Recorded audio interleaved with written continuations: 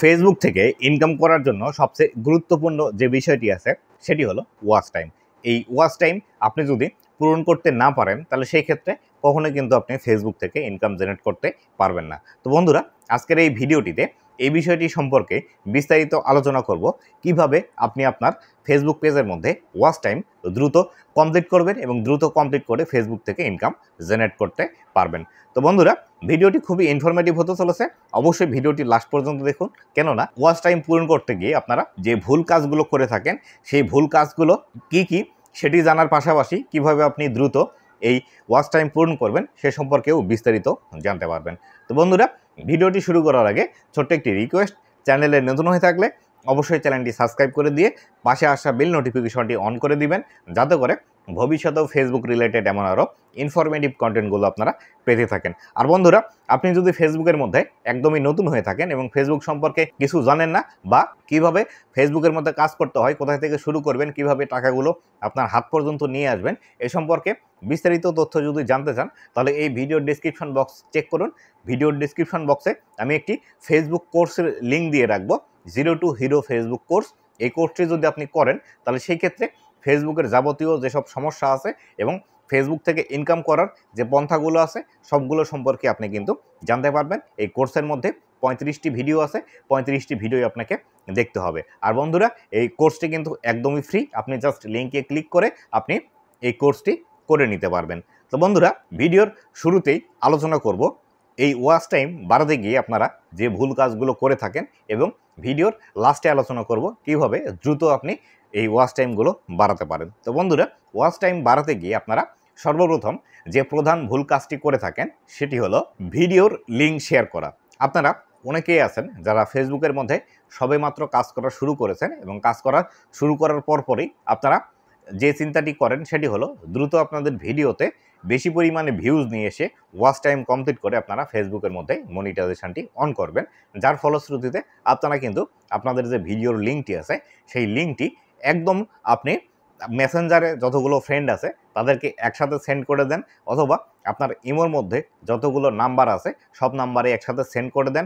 আবার হোয়াটসঅ্যাপের ক্ষেত্রেও কিন্তু এই একই কাজটি আপনি করেন, যার ফলশ্রুতিতে যেটি হয়, আপনার লিঙ্ক শেয়ার করার ফলে অনেকেই হয়তো বা আপনার লিঙ্কে ক্লিক করে দেখে যে আসলে আপনি কিসের লিঙ্কটি তাদের মাঝে শেয়ার করলেন, এবং লিঙ্কে ক্লিক করার পর যখন দেখবে আপনার ভিডিওর লিঙ্ক আপনি শেয়ার করেছেন, সেখানে 2 সেকেন্ড, 3 সেকেন্ড, 4 সেকেন্ড, 5 সেকেন্ড দেখার পর এই ভিডিওগুলো থেকে কিন্তু তারা বের হয়ে আসে, যার ফলশ্রুতিতে যেটি হয় সেটি হলো আপনার ভিডিওর যে এভারেজ ভিউ ডিউরেশন আছে সেই এভারেজ ভিউ ডিউরেশন কিন্তু আস্তে আস্তে কমতে থাকে, এবং যার ফলশ্রুতিতে ফেসবুকের যে অ্যালগরিদম সিস্টেমটি আছে সেটি মনে করে হয়তোবা আপনার এই ভিডিওর মধ্যে কোনো কোয়ালিটি নেই বা এমন কিছু ইনফরমেশান নেই যেটি দর্শকরা দেখবে বা বেশি সময় ধরে দেখছে না, যার ফলশ্রুতিতে এই ভিডিওর রিচ কিন্তু আস্তে আস্তে ডাউন করে দিতে শুরু করে, এবং পাশাপাশি একটি লিঙ্ক বারবার শেয়ার করার ফলে সেই ভিডিওটি কিন্তু স্প্যামের আন্ডারে ফেলে দেয় ফেসবুক, যার ফলশ্রুতিতে আপনার কিন্তু ভিডিওগুলোতে আর তেমন একটা রিচ আসে না। তাই অবশ্যই আপনার এরকম যদি করে থাকেন তাহলে সেই ক্ষেত্রে এই ভিডিওগুলোর লিঙ্ক ডিলিট করে দিবেন। ডিলিট করে দিয়ে রেগুলার আপনি যেভাবে কাজ করেন ঠিক সেভাবে কাজ করবেন, তবে একটি দুটি ভিডিওর লিঙ্ক আপনি শেয়ার করতে পারেন, সেটি কোনো সমস্যা নেই। তবে একদমই যারা আপনার ভিডিও দেখতে ইচ্ছুক তাদের কাছে শেয়ার করবেন, যাতে করে আপনার ভিডিওটি লিঙ্ক শেয়ার করার পর সেই দর্শকটা সম্পূর্ণ ভিডিওটি আপনার দেখে। 2 নাম্বার যে বিষয়টি আছে সেটি হলো মিক্সড কন্টেন্ট। তো বন্ধুরা, মিক্সড কন্টেন্ট বলতে আমি যে বিষয়টিকে বোঝাতে চাচ্ছি সেটি হলো, আপনারা অনেক সময় আছে একটি পেজের মধ্যে বিভিন্ন ধরনের কন্টেন্ট আপনারা আপলোড করে থাকেন। একই পেজের মধ্যে আপনারা রান্নার video, lifestyle blog, cooking blog, রান্নার ভিডিও, ট্রাভেল ব্লগ, এই সব ধরনের ভিডিওগুলো কিন্তু আপলোড করে থাকেন। এই ধরনের ভিডিওগুলো কখনোই কিন্তু আপনারা ফেসবুকের মধ্যে আপলোড করবেন না। আপনি প্রথম অবস্থায় যে ক্যাটাগরি নিয়ে কাজ করবেন সেই একই ক্যাটাগরিতে আপনাকে কিন্তু কন্টিনিউয়াসলি কাজ করে যেতে হবে। আপনি যদি মনে করে থাকেন একটি ফেসবুক পেজের মধ্যে আপনি বিভিন্ন ধরনের ভিডিও দিয়ে দ্রুত সফলতা পাবেন, এটি কিন্তু কখনোই সম্ভব না। কেননা একজন দর্শকের আপনার ব্লগিং ভিডিও পছন্দ হতেই পারে, কিন্তু পরবর্তীতে আপনি যখন একটি কুকিং ভিডিও দিবেন সেই ভিডিওর কিন্তু আর বেশি সময় ধরে সেই দর্শকটি দেখবে না, অথবা দেখা গেল আপনি আজকে ব্লগিং ভিডিও দিলেন, সেই ভিডিওতে বেশি পরিমাণে ভিউজ আসার কারণে সেখান থেকে 2টি, 4টি, 5টি, 10টি ফলোয়ার আসলো। পরের দিন আবার গিয়ে আপনি রান্নার ভিডিও দিলেন, সেখান থেকে আবার 10টি, 5টি ফলোয়ার চলে আসলো, যার ফলশ্রুতিতে আপনি যখন যে ভিডিওটি দিবেন তখন সেই ভিডিওর ফলোয়ারটি সেই ভিডিওটি দেখবে। কিন্তু আপনি যখন একই ক্যাটাগরিতে ভিডিও বেশি বেশি ফেসবুকের মধ্যে পাবলিশ করবেন তখন কিন্তু একই ধরনের দর্শক আপনার ফেসবুক পেজের মধ্যে থাকবে এবং একই ভিডিও বারবার পাবলিশ করার ফলে আপনার কিন্তু সেই ভিডিওগুলোতে বেশি পরিমাণ ভিউজ আসবে এবং বেশি পরিমাণ ভিউজ আসলে কিন্তু আপনার ওয়াচ টাইমগুলো বৃদ্ধি পাবে। তবে এক্ষেত্রে একটি বিষয় ক্লিয়ার করে রাখি, একই ধরনের ভিডিও বলতে আমি যে বিষয়টি বোঝাচ্ছি সেটি হলো, আপনি যদি রান্নার ভিডিও পাবলিশ করে থাকেন তাহলে অবশ্যই আপনাকে রান্নার ভিডিও পাবলিশ করতে হবে। যদি ব্লগিং ভিডিও পাবলিশ করেন তাহলে সেই ক্ষেত্রে অবশ্যই ব্লগিং ভিডিও পাবলিশ করতে হবে।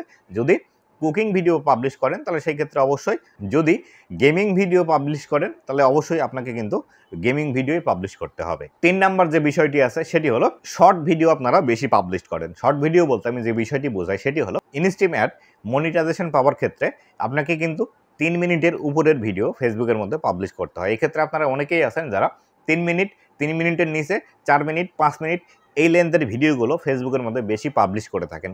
এই কাজটি কখনোই করা যাবে না। প্রথম অবস্থায় আপনি যদি একটু বেশি লেন্থের ভিডিওগুলো ফেসবুকের মধ্যে পাবলিশ করেন তাহলে সেই ক্ষেত্রে দ্রুত কিন্তু আপনার ওয়াচ টাইম গেইন হওয়ার সম্ভাবনা আছে। যেমন ধরুন 10 মিনিট 12 মিনিটের ভিডিও যখন আপনি ফেসবুকের মধ্যে পাবলিশ করবেন, এই ভিডিওগুলো কিন্তু 3 মিনিট, 4 মিনিট বা 5 মিনিট পর্যন্ত কিন্তু ওয়াচ টাইম পাওয়া সম্ভব। কিন্তু যখন আপনি একটি 5 মিনিটের ভিডিও পাবলিশ করবেন তখন কিন্তু সেখান থেকে 1 মিনিট, 1.5 মিনিট, 2 মিনিটের বেশি কিন্তু ওয়াচ টাইম পাওয়া সম্ভব নয়। তাই অবশ্যই আপনি চাইলে অবশ্যই একটু বেশি লেন্থের ভিডিও ফেসবুকের মধ্যে পাবলিশ করে দ্রুত কিন্তু আপনার ওয়াচ টাইমগুলো পূরণ করে নিতে পারেন। 4 নাম্বার যে বিষয়টি আছে সেটি হলো কনসিস্টেন্ট না থাকা।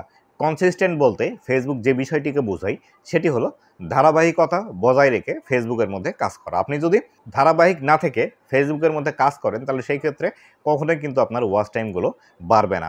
যেমন ধরুন আপনি যদি একদিনে এসে 10টি, 5টি, 7টি ভিডিও আপলোড করে দিলেন, দেওয়ার পর 3 দিন, 4 দিন, 5 দিন বা 1 সপ্তাহ ভিডিও আপলোড করলেন না, এভাবে কিন্তু আপনাকে কাজ করা যাবে না। আপনাকে অবশ্যই ভিডিও পাবলিশ করতে হবে প্রতিনিয়ত। আপনি যদি প্রতিদিন একটি করে ভিডিও পাবলিশ করেন তাহলে সেই ক্ষেত্রে অবশ্যই আপনাকে প্রতিদিন একটি করে ভিডিওই পাবলিশ করতে হবে। আপনি যদি একদিন বাদে বাদে ভিডিও পাবলিশ করতে চান তাহলে সেই ক্ষেত্রে আপনাকে একদিন ছেড়ে ছেড়ে ভিডিও পাবলিশ করতে হবে, অথবা আপনি যদি চান সপ্তাহে 2টি করে ভিডিও পাবলিশ করবেন তাহলে অবশ্যই আপনাকে প্রতি সপ্তাহে 2টি করে ভিডিও পাবলিশ করতে হবে। এভাবে কিন্তু আপনাকে কন্টিনিউয়াসলি কাজ করে যেতে হবে। এভাবে যদি কাজ করেন তাহলে সেই ক্ষেত্রে আপনার যারা দর্শক আছে তারা কিন্তু রেগুলার হবে এবং প্রত্যেকটি ভিডিওতে আপনাকে কিন্তু ভিউজ দিবে, আর বেশি পরিমাণে ভিউজ আসলেই বেশি ওয়াচ টাইম আপনি কিন্তু গেইন করতে পারবেন। 5 নাম্বার যে ভুল কাজটি আপনারা করেন সেটি হলো আপনাদের ভিডিওর মধ্যে কোনো ভ্যালু প্রোভাইড করেন না। ভ্যালু প্রোভাইড বলতে আমি যে বিষয়টি বোঝাচ্ছি সেটি হলো, আপনারা যে ভিডিওটি পাবলিশ করছেন সেই ভিডিওর যে মূল কনসেপ্টটি আছে সেই কনসেপ্টটি আপনারা ক্লিয়ার করে রাখেন না। যেমন ধরুন আপনি যদি একটি ফানি ভিডিও তৈরি করেন অবশ্যই কিন্তু আপনাকে সেই ভিডিওর মধ্যে ফানি যে বিষয়গুলো আছে সেই বিষয়গুলো এলিমেন্ট অ্যাড করতে হবে।